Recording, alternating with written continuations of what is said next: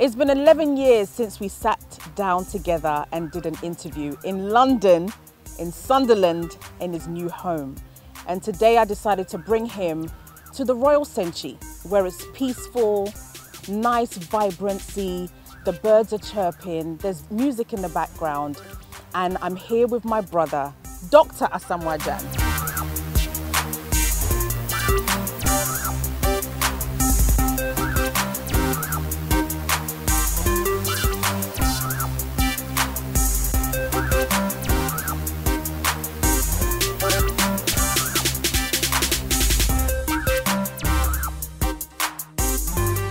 For some weeks now, you've been trending, and you've been trending because of this coaching.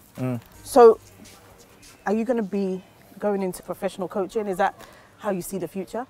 I just don't want to go completely out of the game. Okay. Sometimes my colleagues tell me I can be a coach one day. Right. So I need to be ready. So I decided to go get a license. Wow. Although I've played to the highest level. Yeah. Coaching is a different thing altogether. Really? Like, when I went there, I was the least experienced person there.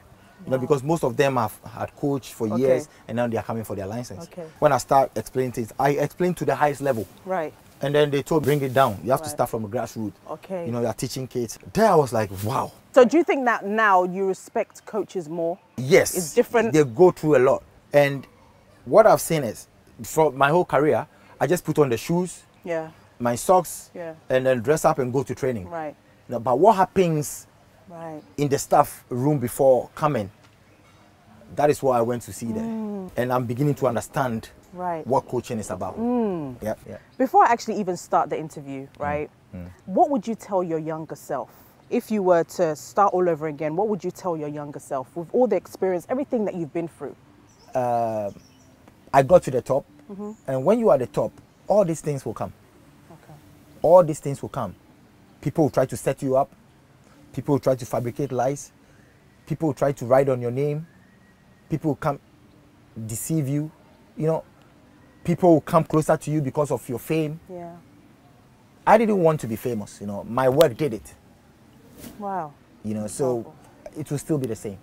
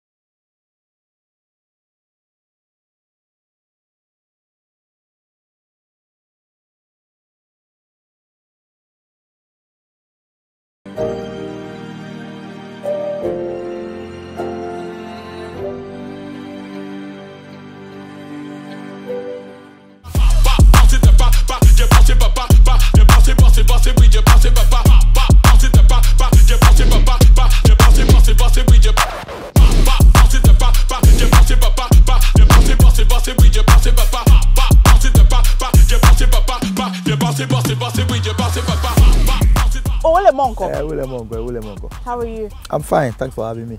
It's been a long time. Yeah. Our journey started some years ago. Yes, years ago. And you're busy. I know you're busy. So it's been a while. This is a new chapter for you. When I say new chapter, I'm talking about the fact that now I can call you an author. ASAMOAH GYAN has written a book. That's powerful. Yep. I mean, it's something that when we were working together, we spoke about. Remember, we spoke about you writing everything down. Yep. Finally, you decided to write the book. Yeah, for me, I think it's been a while. It's been a long journey. And when you talk about ASAMOAH GYAN, it involves a lot of content. The character itself has got a lot of things to talk about, you know, and it came naturally. I didn't create this by myself. You know, everything happened. You know, when you see my life about this generation, the older generation, when they see how my life goes, it's a huge story to talk about. You know, no disrespect to other football players, but there are some football players, when the league ends, that's it. You only ask them about football. You know, but when it comes to me, music is involved, boxing is involved, tennis is involved, the football aspect is involved. A lot of things involved. Dancing involved. You know, so when you talk about ASAMOAH GYAN, there are a whole lot of things involved. You know, so for me, writing a book, it will inspire this generation. Because there's been a lot of legends that have never written a book, that have never shared their story. Sometimes, yes, they've done interviews, but how important is it for us as a generation, as Africans, to document our history? For me, I would say somebody has to open the way for people to go through. Now, I've seen a couple of footballers launching a book as well, you know, which I think it's a good thing. And for me, when you talk about my life, I've inspired a lot of people, and that is what I'm happy about. I remember when you were doing the launch, major footballers that came to support you, right? And on the night, you cried, and I felt very tearful. I wasn't there at the time. But what made that emotion come out on stage? People don't really understand, you know, when things happen. Sometimes people do blame my brother, who has been the backbone, but they don't know what he has done in my life. People just assume, but I'm with him, and I know what he has done. He's the backbone, and he's my success. So when I hear people saying things like that, I just laugh, you know, and sometimes I get upset because they don't know him. They don't know what he does. He doesn't want to see me sad, you know, so he makes sure he does everything, and people don't really understand. And then when things happen, or maybe people fabricate lies, and then they create that story out there,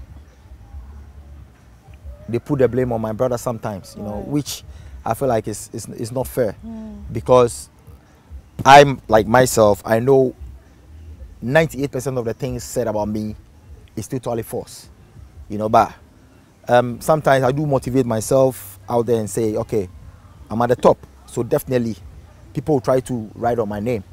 And sometimes I do even create funny jokes, like I even give people work to do, you know, so yeah. Why do you think that 98% of things that you read are false? Why are they fabricating lies? I don't know, you know, sometimes it comes with the territory. I'm not the only one who people have fabricated lies on, you know, so sometimes I don't really understand. And I feel like the mentality that we have, when they see people from the outside, or maybe they see a bigger name, they just assume, oh, we are better, no. And then that's it. Then they tag you, or they say, oh, this one is a womanizer, and then they tag you with it.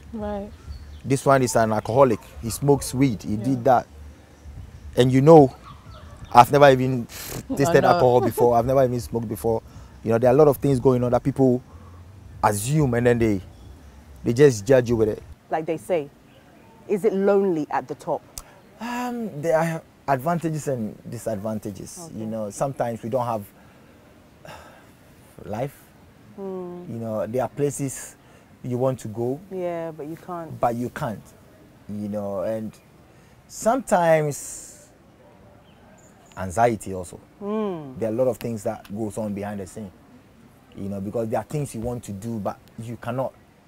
And it's very, very stressful. Sometimes it drains you, you know, and sometimes you get upset because you feel like people are trying to take advantage of you. And sometimes you react the way maybe you shouldn't have reacted. And people feel you disrespected them because of the way you reacted. But sometimes they forget you are human. There are a lot of things going on. You know, sometimes you wake up early in the morning, you plan your program, and then you open your gate early in the morning, like 5:30, and then you see like 20 people at your gate. You know, you help them, they go, they call their friends, they come. Happens, sometimes you react. And maybe for the first time the person has seen you reacting, the person will judge you. And then it goes on and on. You know, and me personally, I don't like people to see me like that. But when they see me like that, I feel so bad because I'm not that kind of person. You know, so a lot of things goes on. And sometimes I ask myself, and then I encourage myself, like, I chose this career.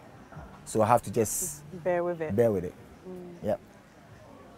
What has been the lowest? I don't know whether it's the goal thing, but what has been the lowest time for you where you've really been emotional? 2008 African Cup of Nations. Okay. Ghana hosted it. And 2006 would have been my first African Cup. And I got injured in camp.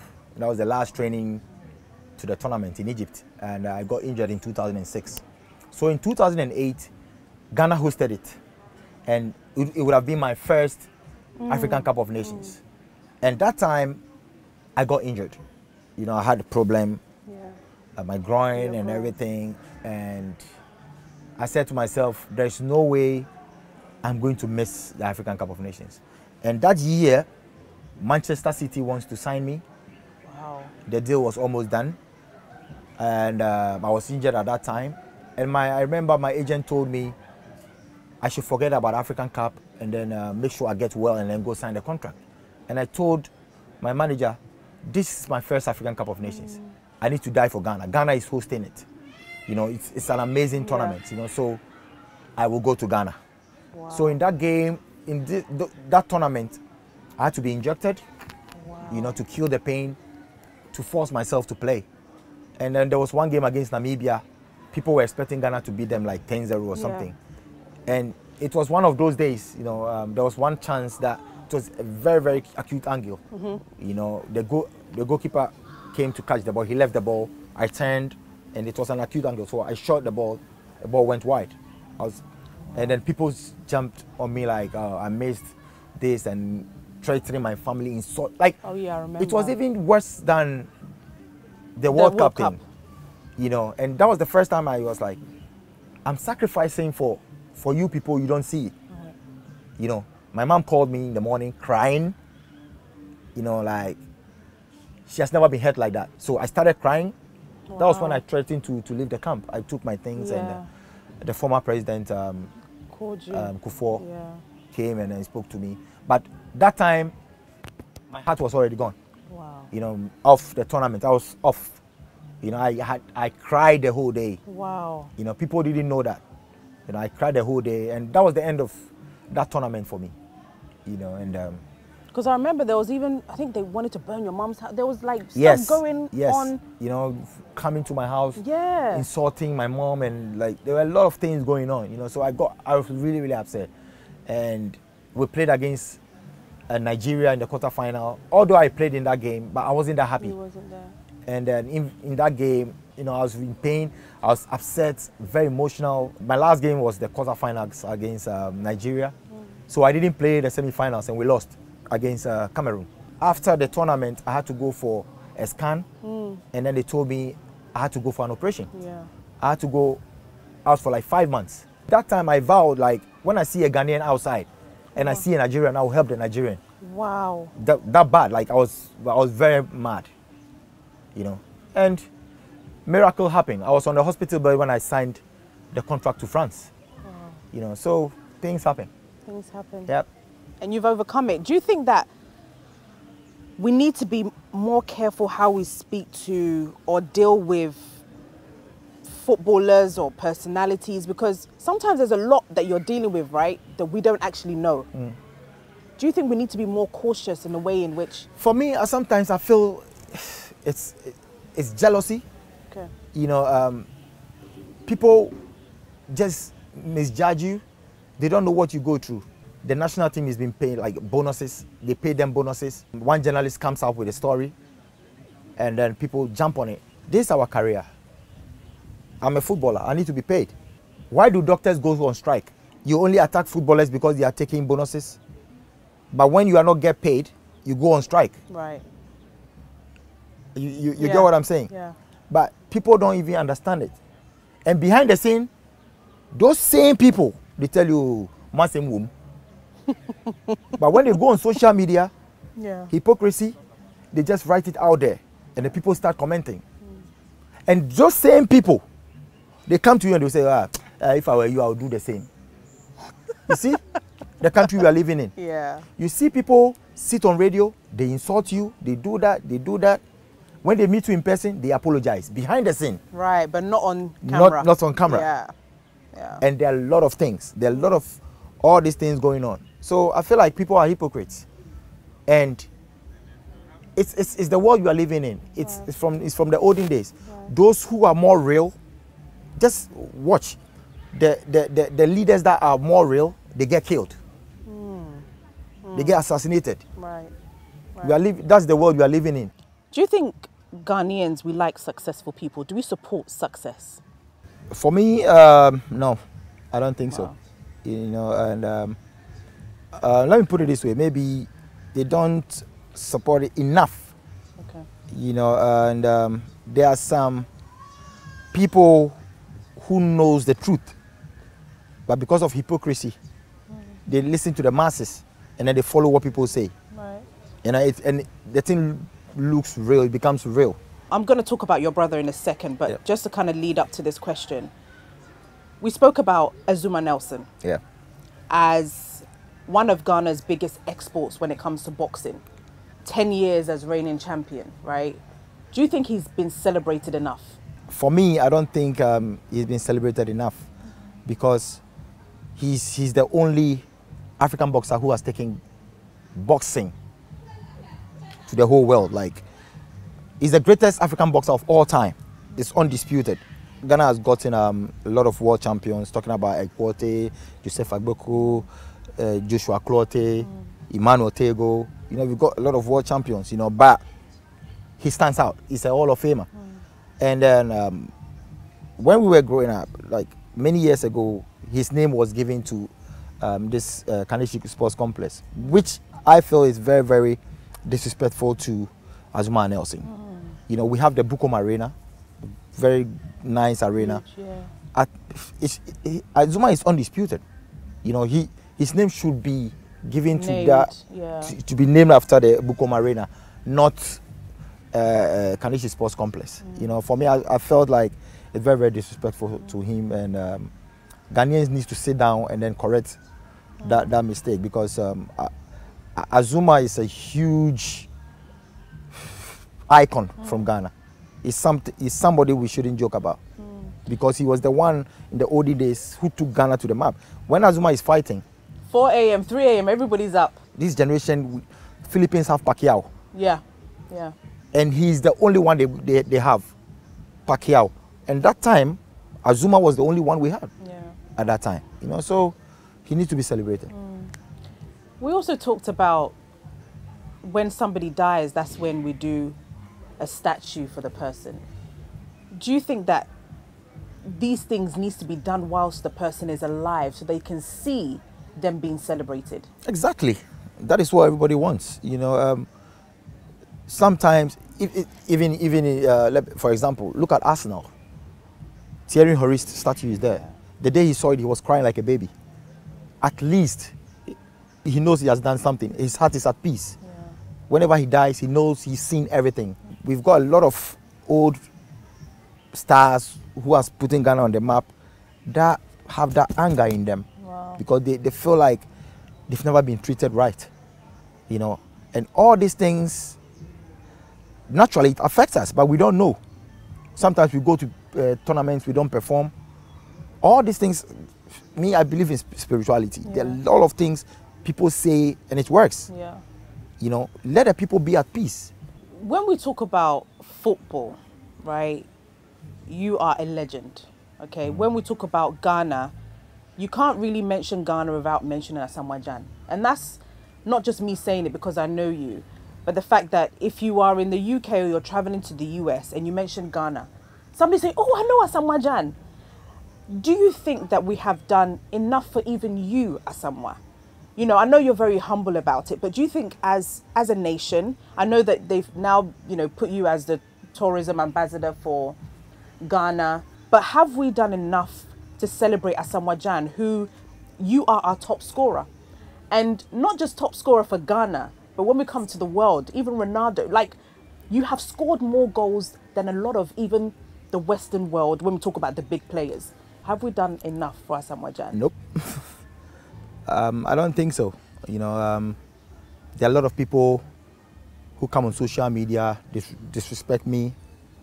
You know, they say a lot of things, but they know the truth. You know, they say a lot of things. And one thing about Ghanaians is they know the right thing. Instead of them to put you out there, they will not do it.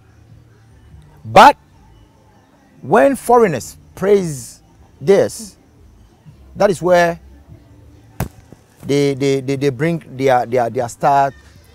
For example, to compare. For example, I was on social media. I saw when Cristiano Ronaldo scored 9 consecutive tournaments. He scored like he didn't break my record. He equaled my record. Right. Because I was the only player who had scored in 9 consecutive tournaments. And then when Ronaldo scored, they put him there, that he was the one who has set that record. And then Ghanaians started attacking the person. So they know the truth. They know the truth. Why didn't they say it before for people to know? Yeah. You know. And then when people start praising their icons, that is where they come out and say, we also have ASAMOAH GYAN. But in my own country, you see people disrespecting me, creating a lot of stories about me, you know, which I feel like it's not it. So when I see people defending me on social media, I just sit down and say, look at these hypocrites. You know, and for me, I didn't think I would be here where I am today. I knew I would be a professional footballer, but I didn't know I was gonna be an icon like that. You know, and I'm very grateful, and I think it's a bonus for me. I knew I would get there. I knew I would be a professional footballer. I knew I'll play for the national team. I even prophesied, but I didn't know I would be that big, which is a bonus for me. Did you ever think that you'd become a captain? No. No? Because it wasn't something I really liked. You know, since I started my career, there were a lot of clubs who wanted to make me a captain. I didn't want it. Wow. But it got to a time, nature, it was nature, you know, so I had to just accept it. But you are a leader. Do you not believe that you're a leader? Yeah. I'm a motivator. You know, I'm a leader. Of course, I'm one of the funniest guys in the camp. But when it comes to seriousness, people know. Like, they know when I'm very, very serious. So the penalty that, you know, keeps coming back, especially now the World Cup is coming. Everybody remembers that penalty. And you know, in Ghana, everybody is a coach from the touchline. All think that we know what's best. Did that missing of the penalty have a psychological effect on you? I would say yes and no, because yes, because when I'm alone in my room, I just picture the whole thing, and then I wish we had gone back, you know, to retake it. You know, that is where my mind goes. But when I'm on the field, it makes me stronger, very, very strong, because that is something that has kept me going, because I always want to prove a point, you know, since that day. And it is what it is, you know, and for me, it has opened doors for me. That very day has opened doors for me. It has, I think it's a blessing in disguise, because I go to places that people don't even know anything about football, you know, but when they see me and they ask, oh, do you know him? Maybe people don't say, oh, okay, I don't know him. And I want to say, oh, 2010, that guy who missed the penalty.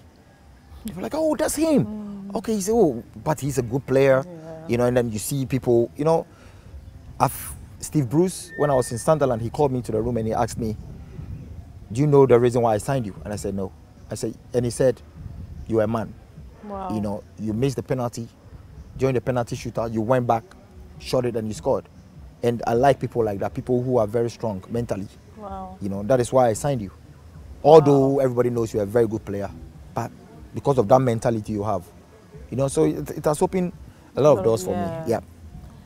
But take us back to that moment of taking the penalty and how everything occurred, because we saw Stephen Appiah speaking to you. What did he say? What happened? Yeah, you know, as you know, everybody know, or people don't know. Yeah. You know, in 2010, I was the first penalty taker for the team. Right. You know, anytime we have a penalty, even if Stephen Appiah picks the ball, you can't give it to me to shoot, because I was the first penalty taker. You know, sometimes people get it wrong. You know, I saw there was a caption like he was warning you, you or something. I saw that caption. Yeah. I laughed. He was even motivating me. Wow. That was after the game. Right. You know, he was even motivating me to go shoot the penalty. Right. You know, but people, when things happen, people have their own perceptions. You know, and they create stories about it. You know, so back to the penalty. When we had a penalty against Serbia, I had scored through a penalty. Against Australia, I scored in the second game penalty. So I was the most confident man in the world. You know, going there, I knew I would score. You know, but one thing I will tell you right now, because a day before the match, after training, I had to shoot like 20 penalties against Richard Kingston. Wow. I scored all 20. Wow. You know, so after I was going back, like after the training, I was like, oh, you know, we have this superstition thinking like, oh, I've scored all the goals here, I've scored all the penalty. What if we get a penalty tomorrow? Wow. What is going to happen? You know? So when the penalty happened, I was like, I cast my mind back to what I said before. Ooh. And I was like, no, sometimes, you know, but I was confident, I knew I was score. You know, but I'm human. Sometimes things go through your head and stuff, you know. And that day, I had wanted to stop. I didn't want to shoot. Wow. I wanted to give it to another person, but I said, no, you are the first penalty taker. You have to take it. You know, but, and secondly, my penalty doesn't go that high. You know, I just placed it. But I didn't know what happened. I think technically, I didn't hit the ball well or something, and it happened. And so when it happened, my mind went back straight to Ghana, like the whole of Africa. There were a lot of things going through my head. Like after the miss, I was like, this is the end. I said to myself, that was the end of my career. Like there were a lot of things going through my mind. And then after that motivational words from Steven, I had to put myself back and then go straight to the penalty shooter. So I told them I would shoot first. Wow. And people were like, they were shocked. And I said, yeah, I will shoot first. You know, so I went there and I was able to score. There, that relief. Yeah. You know, although people were not even satisfied. Yeah. But for me, you, I was relieved. You know, I was very, very relieved. Do you think then, saying what you said the night before what happened, do you think that what we think is very powerful? Because you actually had that thought. Yep. That what if, like I've scored all of these goals, but what if I go on the pitch and there's a penalty and I miss? Right? That thought came to your head. Yeah. That thought, like, it happens, it's normal, it happens to everybody. Right. Sometimes you think about something, hey, what if? And then when you go, it happens. It's something that is nature. Like everybody has it, you know. So, but did you have counselling? It's a big stage. The whole world is watching the World Cup. Everybody. Yeah. Did you have counselling afterwards? No. Only my family. Wow. Only my family. My brother, my mom. May her soul rest in peace. Yeah. Everybody was around. So when I got to Ghana from the airport, I didn't go anywhere. I just went straight to my parents' house, you know. And what did they say when you got home? When they went there, like my mom had me, and then she prayed for me, and she said, "It is well, don't worry." And that time she was really sick. She was very, very sick. And my dad, everybody, my brothers, everybody was around. And then I spoke to my sister on the phone. She was in the UK. Yeah. And then she said, we are proud of you. Don't think about what people is going to say. Just shut everything. And then let's be here. And I said, okay. So I remember we were there. And I felt like this is not me. I won't be, I have to be myself. Yeah. You know. So I just told my brother, hey, let's go out. Expecting people to tell me whatever they want. Yeah. And everybody was mobbing me here, and then they were telling me they're proud of me and stuff. Wow. So I had that relief again. I was like, whoa.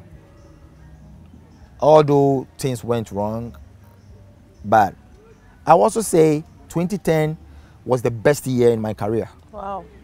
I wish that year comes again, like Wow. on and off the field, like everything was working. Yeah. My businesses, I was having deals. You even got a We deal had for deal, me. yeah, we're working together. You got a deal for me. I had Glow. Yeah. You know, and I always appreciate what you've done for me. Thank you. So a lot of things was working. Like everything was working. Remember me and Castro? Yeah, did a song. We did a song. It was a hit song. Yep. Like everything. Despite that penalty miss, I feel like 2010 was the best year in my career. It's true. It's Yep. true. It's true. And I also had a contract to Sunderland. Yes. And I was the record signing. Yeah. Yeah. You know, so I was voted. I came second in the CAF football of the year. I remember. Listen, You know. me and Azza went to the CAF in Egypt. In Egypt, yeah. In Egypt, and it was the first time I sat in a private jet. And come and see Azza in a private jet. I didn't him the seat. He hates turbulence. Azza was holding the seat like this. On the record, for the first time in my whole life, ASAMOAH GYAN got me on a private jet, and we flew to Egypt. We didn't win. But it was a winter, snow. Yeah, actually, it was cold. So the weather was. Yeah. But it was an amazing experience. Yeah. And, you know, for anybody that doesn't know Azza, whoever says that, when I hear myself and people say he's arrogant, he's this, I just laugh because he's such a likable, funny. When I say funny, like we're being serious on this show because I've told him, Azza, let's be serious. But he's somebody that will just make you laugh. Like if you're feeling down, you can call Azza and your emotions will quickly turn around. So even for me, when I hear that they say you're arrogant, you're pompous, you're this, you're that, you're rude, I'm like, how? You know, sometimes, you know, it comes with the territory. People, maybe me, I go with the masses. You know, sometimes people meet you at the wrong time. Yeah. Just let me take you back to 2012. Yeah. When I lost my mom. Yeah. I was in the mall preparing for a game. I had to go buy a few things for the camp. You know, I was in the mall and then people were mobbing me around. A lot of people taking pictures. Yeah. Like hundreds of people, like people in a queue taking pictures and stuff. And then my phone was always on silent. So something said I should just check my phone. Yeah. And I saw one of my friends calling me. You know, I received the call and then he told me the news. So just imagine at that very moment, I was shattered, like the mood switched. So sometimes people meet you and maybe they might not know the mood you are in. Yeah. And then they judge you. Yeah. But those who are very closer to me, those who have met me, they know the kind of person I am. Azza loves music. Do you think that music is your healing? I feel like music, even on that bad day, when you have music, if you've heard Azza singing gospel or any other music, I feel as if music is your healing. Do you feel that too? Yeah, I know.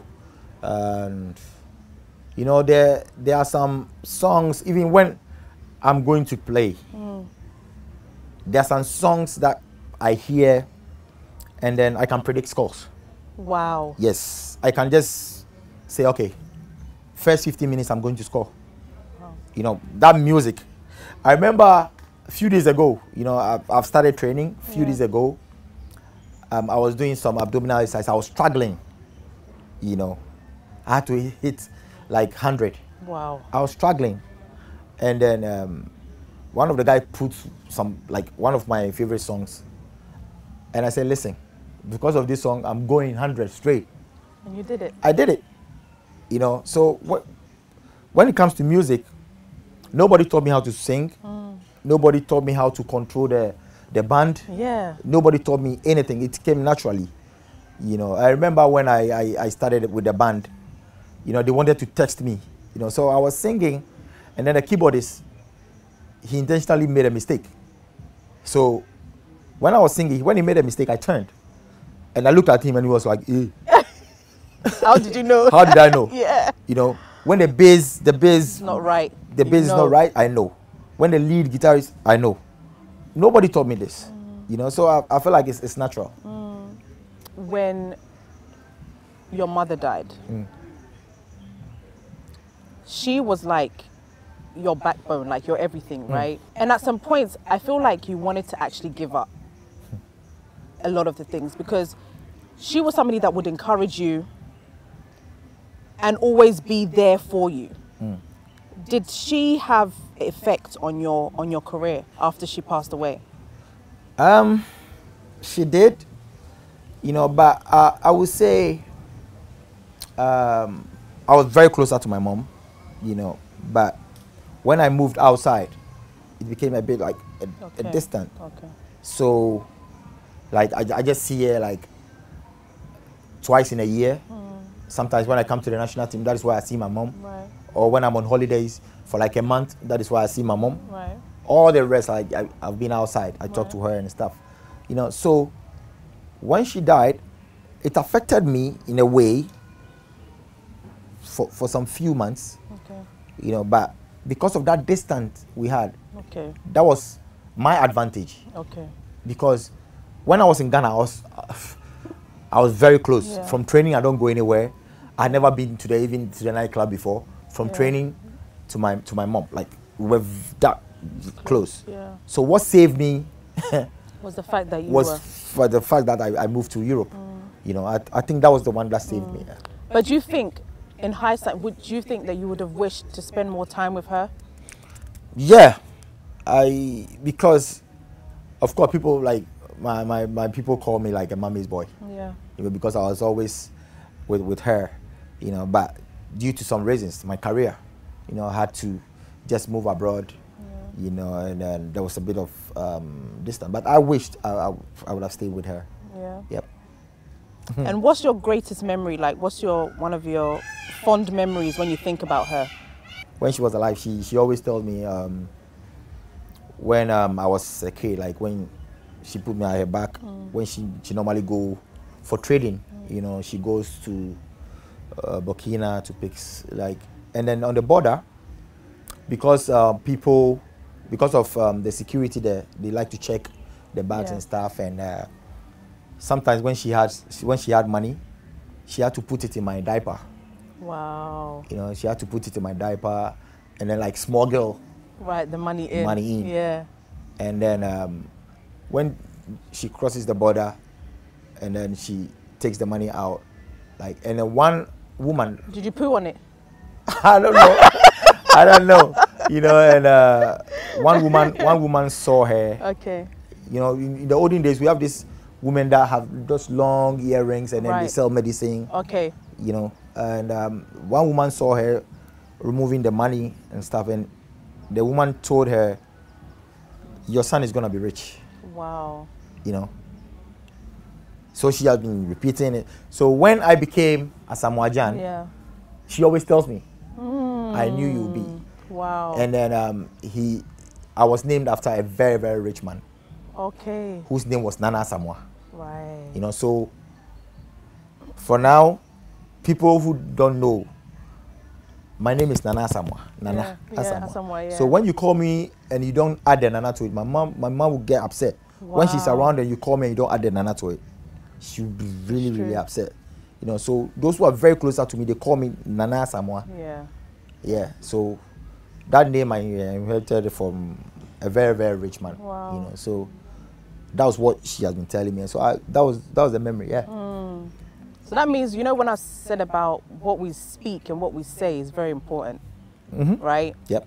Because when that woman told that to her, she kept on repeating it. Yep. And she was repeating it to you. Yeah.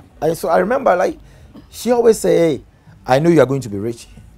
When you become rich, I want that car. I want this car. I want this." I said, "Oh, don't worry. I'll just do it." She said, "First, build a house for me." Oh yeah. So when I became ASAMOAH GYAN, it got to a time I was just giving her money.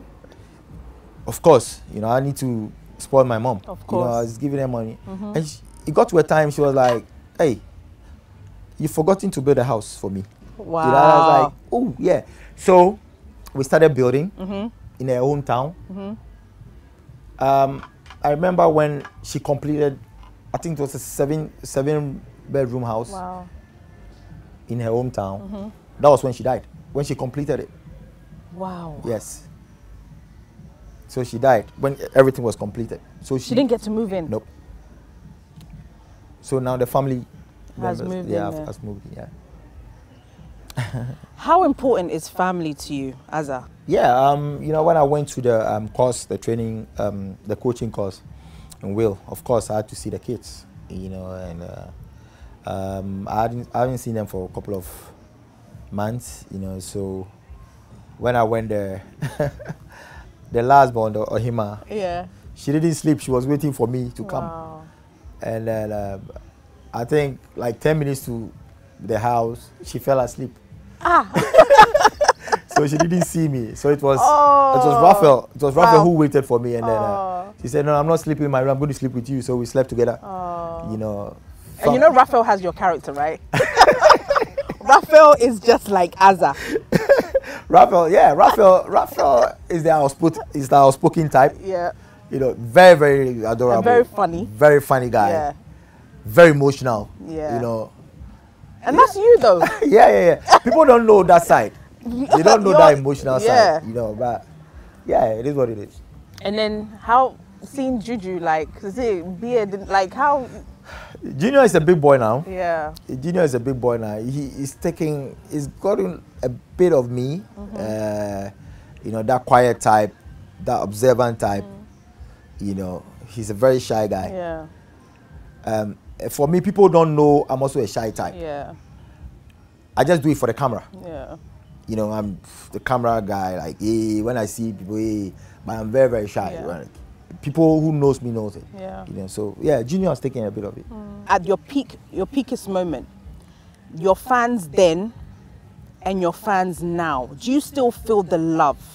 Because I remember you went to Liberia and the fans, everybody that was galvanizing, the crowd that was coming to you was extremely powerful. Do you feel as if the fans, you know, the name screaming, all of the love that you were getting at the peak times, do you feel that it's still the same? You're still relevant? This has been great. You know, for example, even outside, you know, outside Ghana, like when I moved, like sometimes I even get shocked. You know, everybody saw what happened in Liberia. Yeah. I was like, really? Wow. You know, I do feel the same thing in Ghana. You know, when I move to places, I do see the same thing. Okay. But sometimes they are guilty conscience. Okay. Because they knew they've not treated me right. Right. You know, so sometimes when they are coming to me, they feel like, what is he thinking? Yeah. Because they know. You know, when I was in my peak, when I was playing, instead of them to do what they had to do, they didn't. You know, fabricating lies and stuff. Yeah. And now this is me. And even now, people want me to come back, you know, and the love is there. Yeah. That is why I say Ghanaians, like, they know the truth, but they will not express it. Right.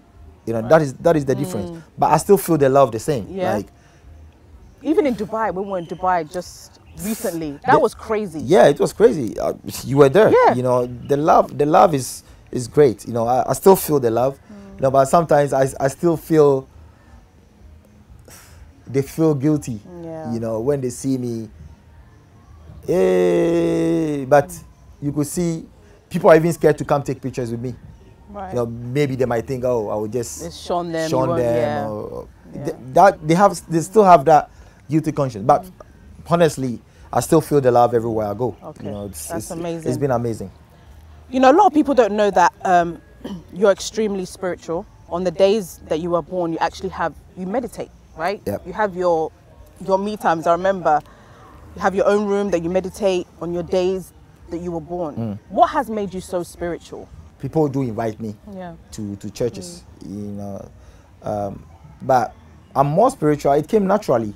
I feel like the day I was born, I have to be alone and just meditate and stuff, you know. People even think I'm an hawkers. Really?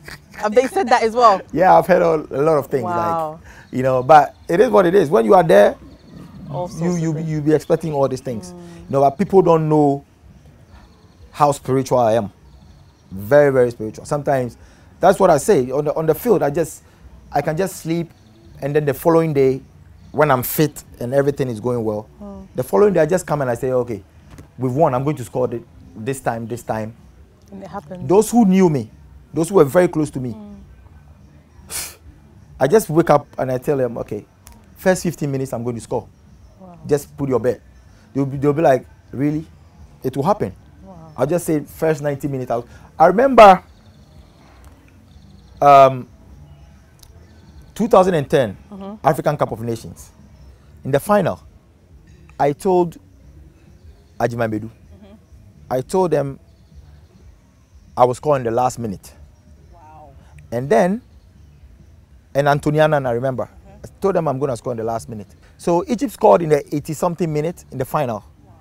When they scored, after they looked at me and they said, so Azza, is it going to come? And I said, don't worry. Wow. I said, don't worry, it will come, don't worry. So when I told them, don't worry, there was a change at that time. So when I turned, it was the number 3. You're coming off? I was coming off. I was coming off for a defender. What? Ricardo, I was like, in the final, we were trailing by 1-0. You need goals. Yeah, how do you take them? And I was even the best player in that time. How do you take the best player and then bring in a defender? Wow. So I was a bit confused though. So after the game, Egypt had won it. And then they came to me and they was like, you said you scored. And I said, listen, I was taken out. And that day, Ricardo, the guy who, he had a great chance. And then he put it wide. And I told them, I said I will score, but you people didn't believe me. We're on a Wednesday. It was on a Wednesday or Tuesday. I'm going back to my club. When I go, we are playing match on Saturday. I will score. That goal will come. And I remember when I got there, it was on a Thursday. I had to train light with the team on Friday. So Saturday, I was on the bench. And it was like a 3-2, and there was more pressure on us. We were leading 3-2. So there was more pressure, and it looked like the opponent will score. And then, like the last 5 minutes, I came on. Right. My first touch, I scored. Wow. And then those people started calling me. You said it. And I said, yeah, I told you. You know, so when things happen, I'm very, very spiritual. I see things sometimes. People might choose not to believe, but I know what I have. Yeah, I know that you're very spiritual. I definitely know that. Whilst we're on goals, let's talk about the England goal. How was that for you? That match was a special match for me because they were our colonial masters, you know, and the olden, like, people were talking about that match. We wish Ghana played against England, you know, people were talking about that match. So it was. It's on your to-do list. Yeah, it was one of the important games I had wanted to be part of. You know, so when the game happened, I was like, this is it. And that game was one of my best games for Ghana. So I also predicted, I told Derek Boateng, I told some couple of players, I will score. Oh, they're like, hey, we know you, but this game there. I said, don't worry, I will score. So when England scored, like, what happened in the final? Like, they were just looking at me. I was like, will it come? I was like, I was like, don't worry, you know. So I think the last minute or so, you know, I didn't know what I did. Like, all those things I was doing, I didn't see. Wow. What I saw was the last moment that I placed the ball with my left. Chai. You know, so it was one of, for me, I think it's one of my best goals. Really? I think it's my best goal. That was my best goal. If you had to pick all of your goals as there were a lot of important goals that people mistake for me. Okay. People have their own. Right. You know, chose the USA goal. Yes. You know, people chose the goal against Algeria. Yeah. You know, people chose a lot of. But personally, I think that was my goal because I'm a striker. Right. When a striker scores a goal with the back facing the post, that's the best goal. But the USA goal, it was a lob from Andrea Ayew. Yeah. There was a struggle, but I was seeing the goal in front of me. Right. You know, so that one, people might see it like, and the time the goal came, people might see it like, it was a great finish. You know, I did what I had to do, but my best goal was against England. Really? Wow. And I remember when you scored against Tottenham as well. You're a Tottenham fan, I know. Hey, Like, I was happy and sad at the same time. No, but I was happy. I was happy. And I think at that time, I scored them twice, home and away. yeah, home and away. Yeah. I think one of the matches I was there. Yeah. You were at White Lane. Yeah. Yeah. Yeah. I was. It was 1-1 at White Lane. Yeah. We beat them 2-0 at Sunderland. I scored also. Yeah. How was Sunderland? How was living in the UK? Great. As compared to Dubai? You know, I always say Sunderland had great fans. Like, they loved me. You know, I was their record signing. Yeah. I came. I made them proud. The African Girls was there. It was a hit. Yeah. Sometimes when we had to go to for warm up, they had to play African Girls in the stadium. Wow. You know, for us to. And I remember Jordan Henderson, the captain of Liverpool now. He used to sing all the song. Wow. From I gave him the album. He sang every song on it. He was a great lad. Yeah. You know, so Sunderland fans were very good. I really enjoyed my time in Sunderland. I did what I had to do, but life goes on. You did what you had to do. That did what you had to do. Yeah. Moving from Sunderland and even having the coach call you. I remember at the time, a lot of people thought for career-wise, you should stay in the Premier League. But obviously, financially, it was a huge deal. What made you do what you did? It's in the book. Everything is in the book, but Right. the book has been launched, so people might go have it. I remember, like, I was doing well for Sunderland, you know, and obviously when you are doing well, there'll be clubs looking for your signature and stuff. So it was normal. Yeah.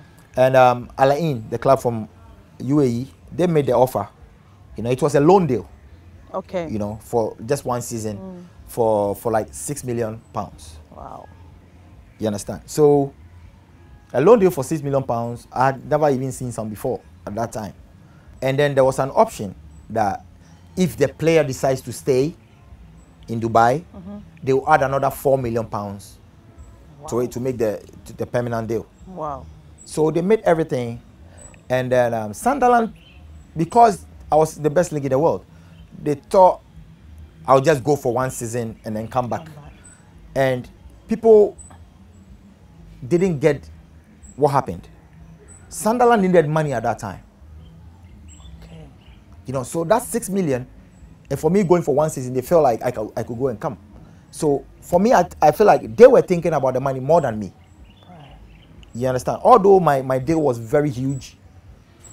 And they persuaded me to leave. Wow. On records.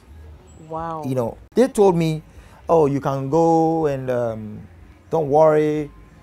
Just one season, I know you come back and do what you have to do. And so I asked them. Now, Darren Bent, he was the top man there. I came. Darren Bent left to Aston Villa. I was the only striker there. Although Danny Welbeck was there. Yeah, Danny But Welbeck. then Danny Welbeck was playing on the left. Yeah. Like, I was the Center forward. And I was doing well. I was like the talisman there at that time. So I asked them, would the fans be happy if I move? Because my personal deal was a very good deal. Yeah. I don't mind going, but would the fans be happy? Yeah. They said, no, we know how to talk to the fans and this and that. And there I called my brother. I explained everything to him. And my brother said, hey, Go. don't worry, go. I called my mom. My mom said the same thing. And I said, okay, if the club is persuading me to go, why not? I will go. So that was how the deal was made. Wow. So after I had moved, I saw the fans, you know, people saying I was greedy, I was chasing the money. Of course, this is why we are playing football. But it wasn't my intention to leave the Premier League. Okay. You know, so when I left and I went there, of course, I started scoring goals, you know, and I became the top scorer in my first season. And I fell in love with the place. Okay. You know, everything was going well for me. My confidence level, I was one of the happiest man in the world. You know, and in this world, it's all about happiness. It's not about anything. It's all about happiness. When your spirit is happy, it doesn't matter. You know, so I was happy there, and I decided to stay. So that was what the contract said. If the player decides to stay, then. So they had to add the money to Sunderland. Wow. Even Martin O'Neill, the coach, wanted me back to Sunderland, but I had already made my mind. Right. You know, and for me, it's one of the best decisions I've ever made. Yeah. Now, the money that I got, I've opened a lot of, I've done a lot of investments. I've created employment for the same people who were insulting me. Right. I've created employment. I pay taxes. Yeah. You know, so. Do you think that you've made good investment deals and bad investment deals? Is there any investments that you feel like, I wish I never did that? Or have they all been learning curves for you? Yeah, that is life. Sometimes there were some mistakes. I did some bad investments, which I lost a lot of money, you know, but there were other investments that was also good. You know, it comes with the territory. That is how life is. You know, we need to take risk. And that makes me more experienced. You know, I started from somewhere, from football. I became the ASAMOAH GYAN, everybody knows. And now I'm in another world, like the business world. Right.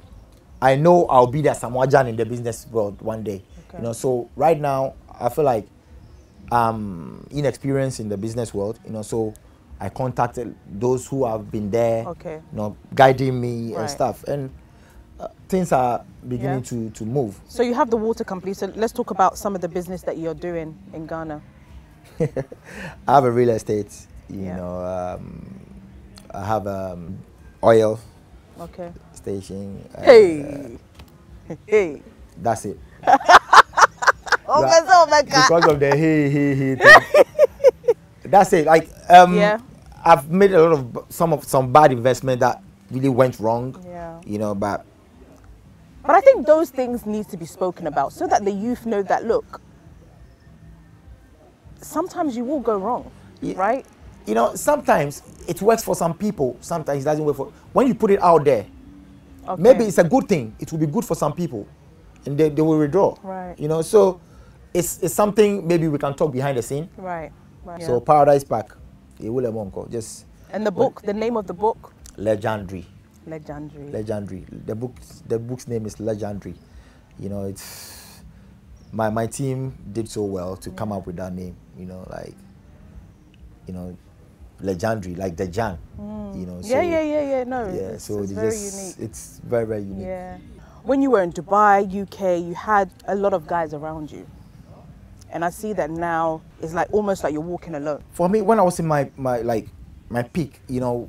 Everywhere you go, like you see the fans like mobbing you, like people like crazy. Yeah. It was like, you know, sometimes I cannot be alone at that time, and my friends had been my childhood friends. Okay. You know, so wherever I go, I make sure. But now I'm home. I'm not playing actively, although I'm not retired. Yeah. I'm not playing actively, and I feel like, oh, now I can go to places that I don't need a lot of people. Okay. And guess what? All these guys around me have their jobs doing. I've given them work. Right. You know, they are working in my company. Awesome. To take care of their family and stuff. You know. You've mentioned that you're not retired. You also mentioned to me in 2010 that you play for Asante Kotoko. But when you came to Ghana, you played for another team, which I'm not even going to mention the name because they're not league winners, right? Why did you decide to not play for Asante Kotoko and you played for another team? It was just simple. You know, all my career I've been outside. You know, anytime I come, I don't feel, you know, I'm an Accra boy. You know, I was born in Accra. You know, so me coming back home, I didn't want to move to another city. Okay. You know, I wanted to stay in Accra. You know, and Legon City contacted me and we spoke.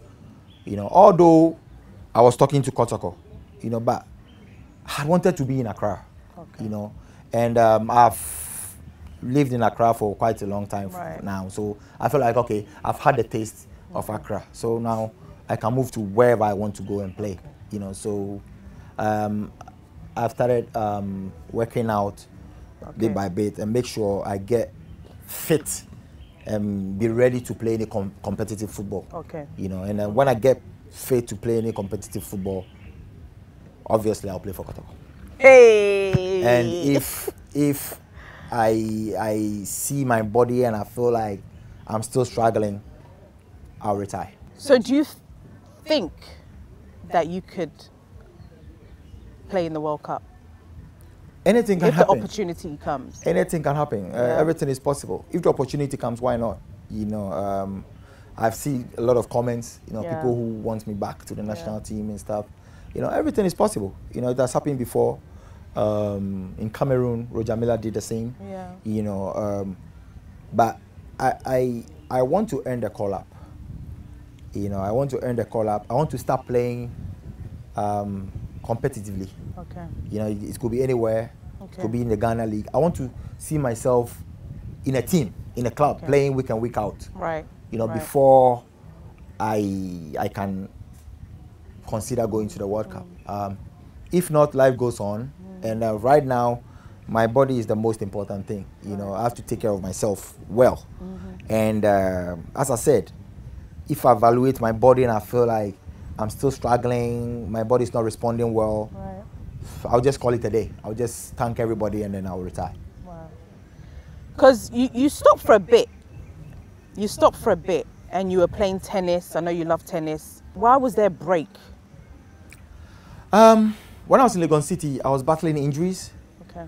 You know, anytime I hit my form and I feel like this week I'm going to score, I just tell my people, like, as I said earlier, I just tell my people, oh, I feel good, this week I'm going to score.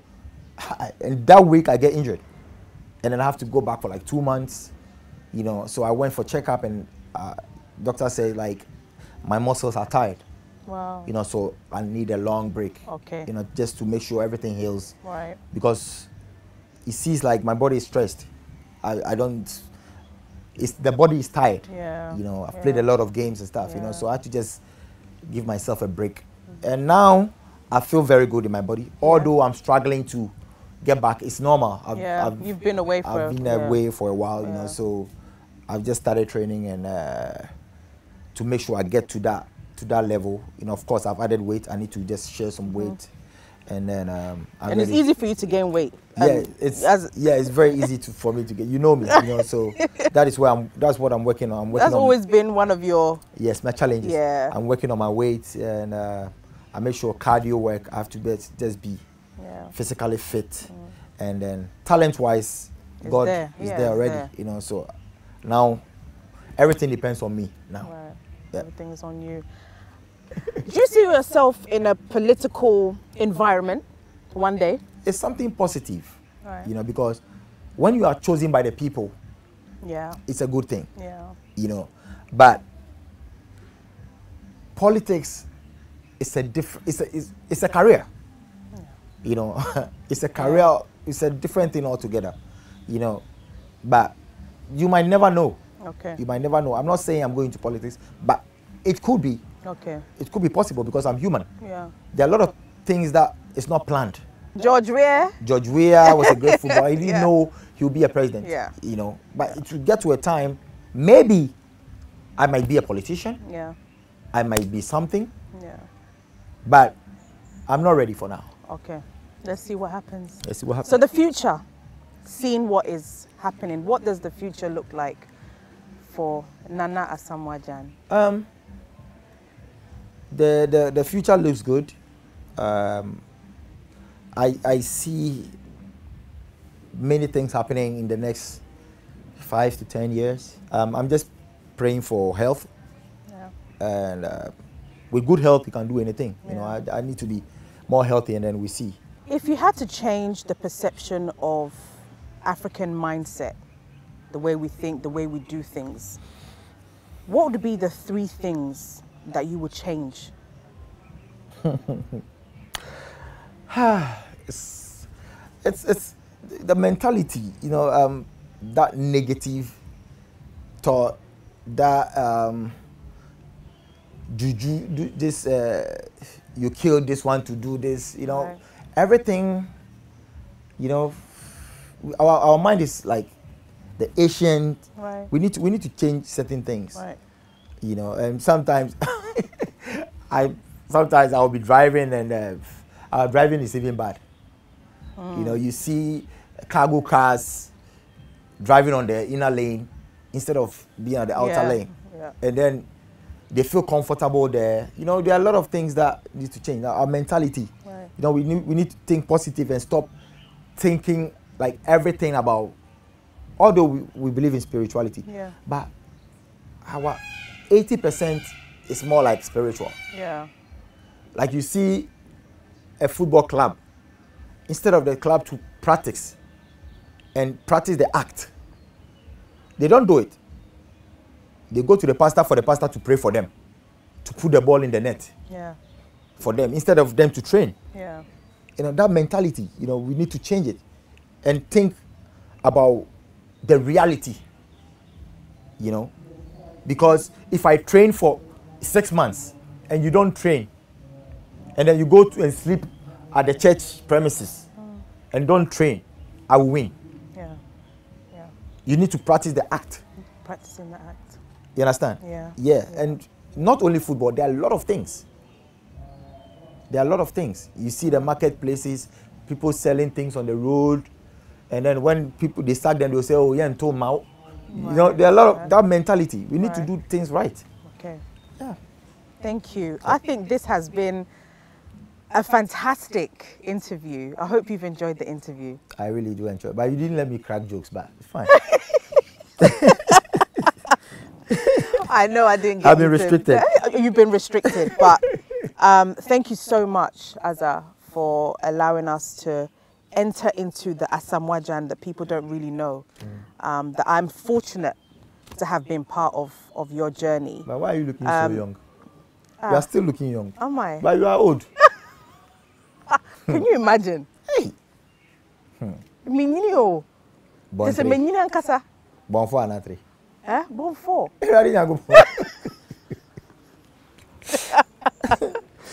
Yes, I mean, God has blessed us, you know. The fact that we're still alive, COVID happened, all of these things are happening in this world.